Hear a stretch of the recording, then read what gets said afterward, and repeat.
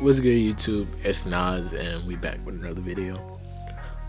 We just hit 200 the other day, and I said we going for 300, so we're just gonna keep going. I'm posting every day, so if you end up liking this video, subscribe. But in today's video, we're gonna be comparing to all-time great shooting guards, and Ray Allen and Klay Thompson. Yes, I know Klay Thompson's been getting shit on a lot recently, but a lot of these new fans don't know what Klay used to do. Klay used to be a prime 3-and-D player, and mainly the best 3-and-D guy in the league. And the injuries really derailed him from what could have been a long career. But by any means, Klay Thompson is still an all-time great, and we're just gonna get into that. But Ray Allen is more than just a shooter. People think Ray Allen, just because at the end of his career he became a sharpshooter, or the deadly sharpshooter that we know today, but he was more than that. And right now we're going to get into it. In the 1998 season, he averaged 19.5 points per game, 5 rebounds, and 4 assists for the Milwaukee Bucks. In the 1999 season, he averaged 17 points per game, 4 rebounds, and 3.5 assists.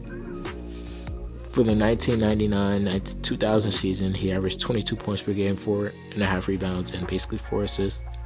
The 2000-2001 season, Ray averaged 22 points per game, 5 rebounds, and 4.5 assists. And throughout these seasons, Ray Allen really wasn't doing anything but scoring the ball. Like, there was no team really around him for him to make an actual push or a finals push. That's why when he got traded to the Celtics, it was so monumental for his career. In the 2002-2003 season, he averaged 21.5 points per game, 4.5 rebounds, and 3.5 assists. His last season in Milwaukee. In the 2002-2003 season for the Seattle Supersonics, he averaged 24.5 points per game, 5.5 rebounds, and 6 assists, showing that he was more than just a scorer. He could actually get in his playmaking bag too, and actually get his teammates involved, which Ray was more than a one-dimensional scorer, if that makes sense. He could shoot the three, he could shoot the midi, he could drive on you and dunk on you. And I just encourage y'all to watch Ray Allen highlights when he was younger, bro, because he was nice. Shit, it's not even words. In the 2003-2004 season, he averaged 23 points per game, 5 rebounds, basically 5 assists. In the 2004-2005 season, he averaged 24 points per game, 4.5 rebounds, and basically 3.5 assists. In the 2005-2006 season, he averaged 25 points per game, 4.5 rebounds, and basically 4 assists again. He had the same stats for the last 2 years. In his last season in Seattle, he had his highest scoring effort ever in his career. He averaged 26.5 points per game, 4.5 rebounds, and 4 assists. And as we all know, that was the last time we saw Ray Allen look like he was more than just a sharpshooter. But in his first season in Boston, actually, he averaged 17.5 points per game, basically 4 rebounds, 3 assists. And Ray Allen taking this backseat role ended up helping the Celtics later down the line, because without Ray Allen sacrificing, they could have still been a powerhouse, actually. But Ray Allen becoming that sharpshooter that the Celtics needed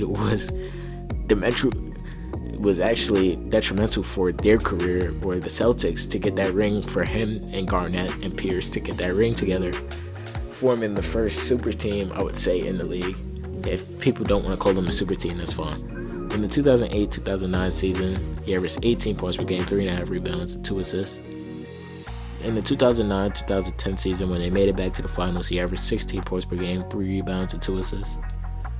In the 2010-2011 season, he averaged 16.5 points per game, 3 rebounds, 2 assists.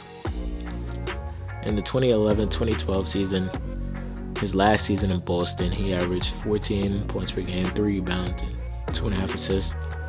And obviously, Kevin Garnett says he snaked them, but he went on to have even bigger and better things in Miami, which he got a ring this next season when he averaged 11 points per game, 2 rebounds, and 1.5 assists coming off the bench.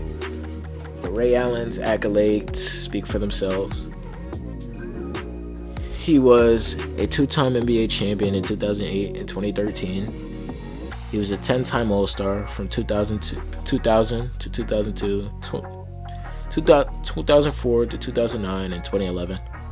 He won the three-point contest in 2001, and he held the record for the most three-pointers made, obviously, before Curry happened, and James Harden just passed his record. But Ray Allen's award looked like it wasn't going to be beat for some seasons, but it obviously was. But Ray is an all-time great at this position, and people should appreciate him more.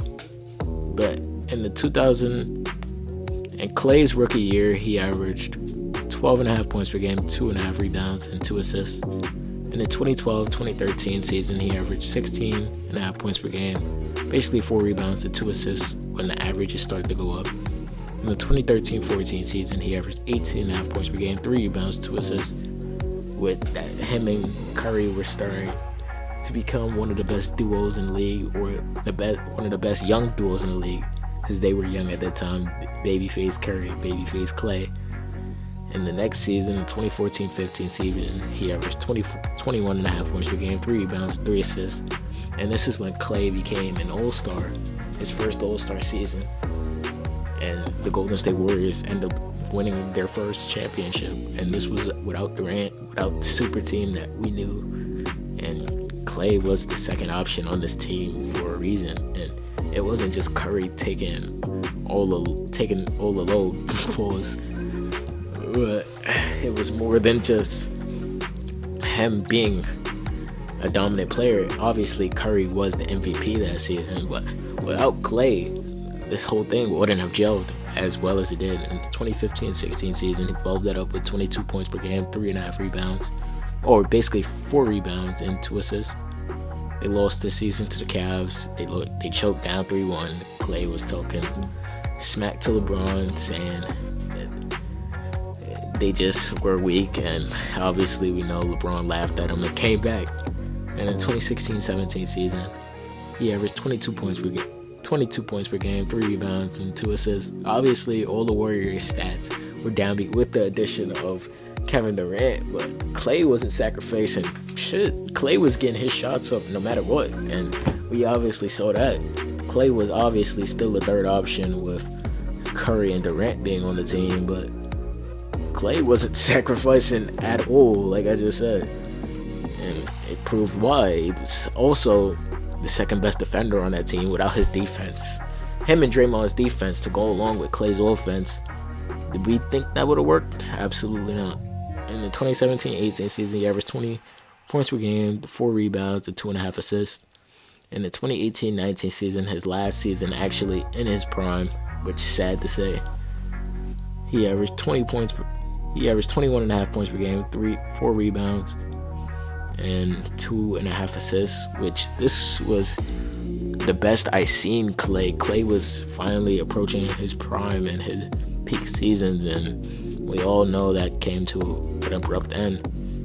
And his season, when he came back, he averaged in the 2021-2022 season, he played 32 games, he recovered, he averaged 20.5 points per game, 4 rebounds, and basically 3.5 assists. And Klay came back and didn't look like a shell of himself. He lacked the defense that he used to have, but he still had the jumper that we all knew and loved. But we're not going to cover the last 2 seasons because obviously there were disappointments for Klay. But Klay's accolades, even though his prime was short-lived, he's still an all-time great, like I said. He's a 4-time NBA champion in 2015, 2017, 2018, and 2022. He was a 5-time All-Star 2015 through 2019, no doubt. He was a 2-time All-NBA third team in 2015 to 2016. All-Defensive second team in 2019, like I said. And he was the NBA three-point contest champion like Ray Allen, but he won it in 2016. But obviously, Klay Thompson's going to be a Hall of Fame, and younger players the younger generation's not going to know how good Klay Thompson really was in his peak, because obviously now he's nowhere near the same player that he used to be. But I want to know how y'all feel about this matchup that we're doing, Ray Allen versus Klay Thompson. Who's the better player, and where do y'all rank them on their shooting guards list? Let me know down below. Hope you enjoyed. Subscribe. I got some videos right here. If you enjoyed this video you just watched, video on the right and video on the left, and click on it.